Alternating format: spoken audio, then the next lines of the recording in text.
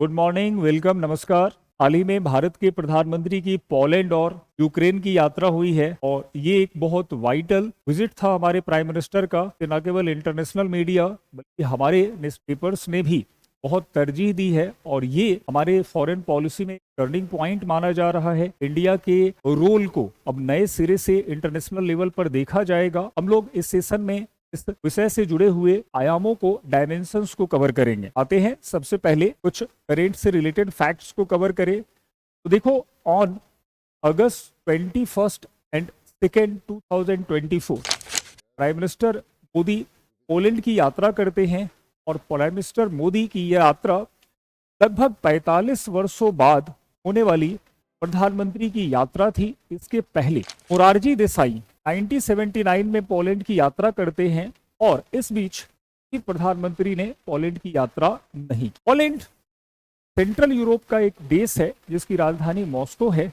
और ये देश अपने साइंस, टेक्नोलॉजी, इवन अपने डिफेंस सिस्टम के लिए जाना जाता है। हम लोगों ने रिलेशनशिप को रोबस्ट करने के लिए स्ट्रेटेजिक पार्टनरशिप को साइन किया और इससे आने वाले समय में energy, space, even medicine, pharmaceutical, हर एक क्षेत्र में अब पोलैंड अपनी टेक्नोलॉजी को हमें प्रोवाइड कराएगा और दोनों देश मिलकर भी बहुत सारे क्षेत्रों में रिसर्च को प्रमोट करेंगे। पोलैंड की इस यात्रा के बाद प्राइम मिनिस्टर यूक्रेन की यात्रा करते हैं। यूक्रेन और पोलैंड दोनों एक दूसरे से सटे हुए देश हैं, नेबरहुड कंट्री हैं और सीमा साझा करते हैं। पोलैंड की राजधानी वारसा है जो विस्चुला रिवर के कोस्ट पर है और यहां से प्राइम मिनिस्टर मोदी ने किसी प्लेन में बैठकर यूक्रेन तक यात्रा नहीं की, बल्कि इसके लिए एक विशेष अरेंजमेंट हुआ। फोर्स 1 के नाम से जाना जाता है। एक स्पेशल ट्रेन है जो हाईली प्रोटेक्टेड है और इसी ट्रेन में बैठकर वारसा से यूक्रेन के कैपिटल कीव तक मोदी विजिट करते हैं। हमें यह बात भी ध्यान में रखना है कि अभी यूक्रेन का एयर स्पेस बहुत ज्यादा सेफ नहीं है, खासकर इंटरनेशनल पॉलिटिकल विजिट के लिए, क्योंकि यहां अभी वार हो रहे हैं रसिया और यूक्रेन के। तो इसके साथ ही प्राइम मिनिस्टर पहुंचते हैं यूक्रेन और यूक्रेन में ये काफी ऑस्पिशियस डेट था। इस दिन यूक्रेन के लोग अपना फ्लैग डे मना रहे थे। यूएसएसआर के कोलैप्स होने के बाद इसी तारीख को 23 अगस्त को यूक्रेन को एक नया आइडेंटिटी मिला और यूक्रेन दुनिया के पॉलिटिकल मैप पर सामने आया था as an independent country in the year 1992। 1992 के बाद किसी भी भारतीय प्रधानमंत्री ने यूक्रेन का विजिट नहीं किया था और ये पहला मौका है जब भारत के प्रधानमंत्री ने यूक्रेन में कदम रखा और खासकर तब जब रसिया और यूक्रेन के बीच वार चल रहा है। भारत पर यह आरोप लगाए जा रहे हैं कि India is taking side to Russia. इस बीच जब पहुंचते हैं भारत के प्रधानमंत्री तो यूक्रेन के जो प्रेसिडेंट हैं, जो जेलेंस्की हैं, ये इनका काफी वार्म वेलकम करते हैं। दोनों के बीच में इस तरह के गठजोड़ को हम लोग समझ सकते हैं और इंटरनेशनल लेवल पर भी ये मैसेज दिया जा रहा है कि India is looking to strengthen the bilateral relationship with Ukraine. हालांकि इस पर हम लोग डिटेल में डिस्कस करेंट के बाद करेंगे। इस समिट में, इस विजिट में बहुत सारे आउटकम्स निकले। सबसे पहला आउटकम ये था कि प्राइम मिनिस्टर नरेंद्र मोदी ने जेलेंस्की को ये एश्योर किया कि देखिए, हम लोग ना तो रूस के साइड है ना यूक्रेन के साइड है, बल्कि इस क्राइसिस में, इस क्रिटिकल कंडीशंस में हम पीस को प्रमोट करेंगे और यही हमारा साइड है। हम ह्यूमैनिटेरियन असिस्टेंस आपको प्रोवाइड कराएंगे। कोई भी देश अगर ह्यूमंस को नुकसान पहुंचा रहा है, मानव जाति को क्षति पहुंचा रहा है, इनोसेंट सिविलियंस की अगर यहां पे मौत हो रही है तो इंडिया इस बात को क्रिटिसाइज करेगा। तो इसी बात के साथ नरेंद्र मोदी अनाउंस करते हैं India was never neutral, always on side of peace. तो इस तरह के एश्योरेंस के साथ ये विजिट स्टार्ट होती है और भारत बहुत ओपनली ये कह रहा है वार किसी के इंटरेस्ट को फुलफिल नहीं करेगा। अल्टीमेटली इससे कहीं ना कहीं रसिया और यूक्रेन दोनों के इंटरेस्ट वायलेट होंगे। इसी बीच मोदी और जेलेंस्की मारे गए बच्चों स्मृति में बनाए गए स्मारक को भी विजिट करते हैं और कहीं ना कहीं ये मैसेज जा रहा है इंटरनेशनल लेवल पे कि इंडिया आज भी ह्यूमैनिटेरियन क्राइसिस के लिए कितना कंसर्न रखता है। इसके साथ ही दोनों देश 4 अलग अलग अग्रीमेंट पर साइन करते हैं। इनमें से एक अग्रीमेंट एग्रीकल्चर से रिलेटेड है। दोनों देश मिलकर एग्रीकल्चर में रिसर्च करेंगे, एक दूसरे को सपोर्ट करेंगे। इसके अलावा medical products, even Indian humanitarian assistance भी दिया जाएगा। अभी यूक्रेन की कंडीशंस बहुत वर्स्ट हो चुके हैं। यूक्रेन में माइग्रेशन हो रहा है, लोगों को जगह नहीं मिल रहा है, सेफ शेल्टर नहीं मिल रहा है। तो ऐसे कंडीशन में बीट फूड, बीट सपोज,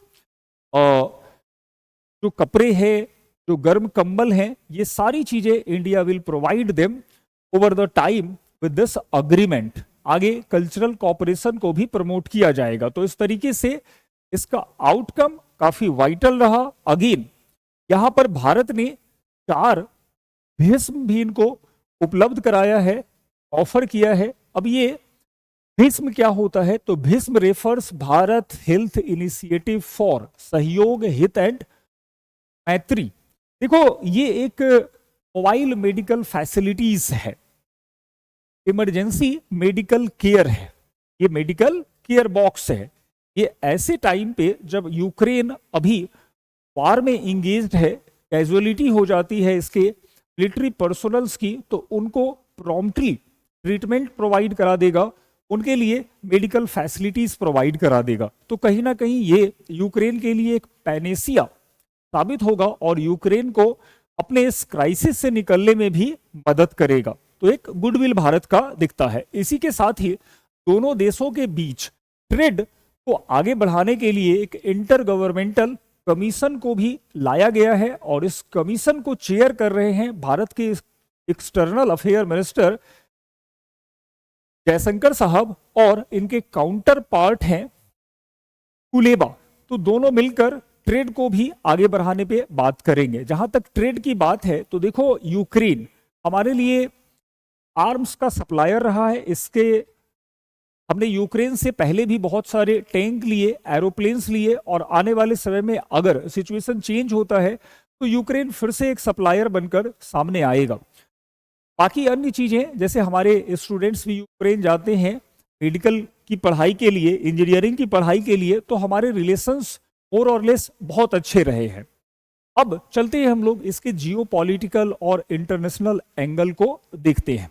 तो देखो यहां पर ध्यान रखना है हमें कि रसिया और इंडिया के रिलेशंस बहुत रोबस्ट रहे हैं और इंडियंस ये मानते हैं कि रसिया हमारा एवरग्रीन फ्रेंड है, सदाबहार दोस्त है। चाहे वो बांग्लादेश की लड़ाई की बात हो, 1971 अमेरिका ने जब हमें थ्रेट किया तो रसिया ने ही हमारा प्रोटेक्शन किया था।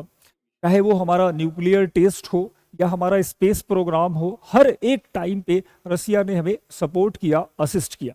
तो आज जब दोनों के बीच वार चल रहा है तो भारत के प्रधानमंत्री की यूक्रेन यात्रा कहीं इस रिश्ते में दरार न उत्पन्न कर दे, तो ऐसी कोई बात नहीं है। देखो विषय यह है कि रसिया भी अब ऊब चुका है, 2 साल से ज्यादा समय बीत चुका है। यूक्रेन को भी ये समझ में आ गया है कि जो हमारा पश्चिमी देश है, जो अमेरिका है, नाटो है, they basically exploiting the interest of Ukraine. वो उसका इस्तेमाल कर रहे हैं, उसको मोहरा बनाकर चल रहे हैं।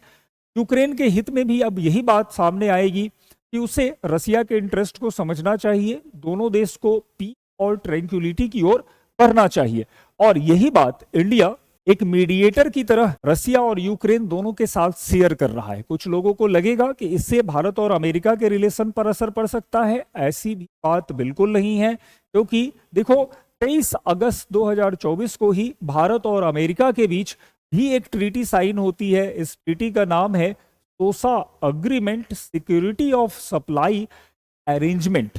जब कभी भारत को अमेरिकन इक्विपमेंट्स की जरूरत होगी, अमेरिका अब इस अग्रीमेंट के थ्रू उसको सप्लाई कर पाएगा। तो ऐसे कंडीशंस में जहां हम पूरे वर्ल्ड को एक पीसफुल ऑर्डर की ओर ले जाना चाह रहे हैं, हमारा ये प्रयास, हमारे प्राइम मिनिस्टर का ये विजिट कहीं ना कहीं इंटरनेशनल लेवल पे इंडिया के उभरते लीडरशिप को जस्टिफाई कर रहा है। आने वाले समय में फिर से हम अपने आप को विश्व गुरु के रूप में स्थापित अगर करना चाह रहे हैं तो इस तरह के विजिट, इस तरह के प्रयास कंटिन्यू रखने पड़ेंगे।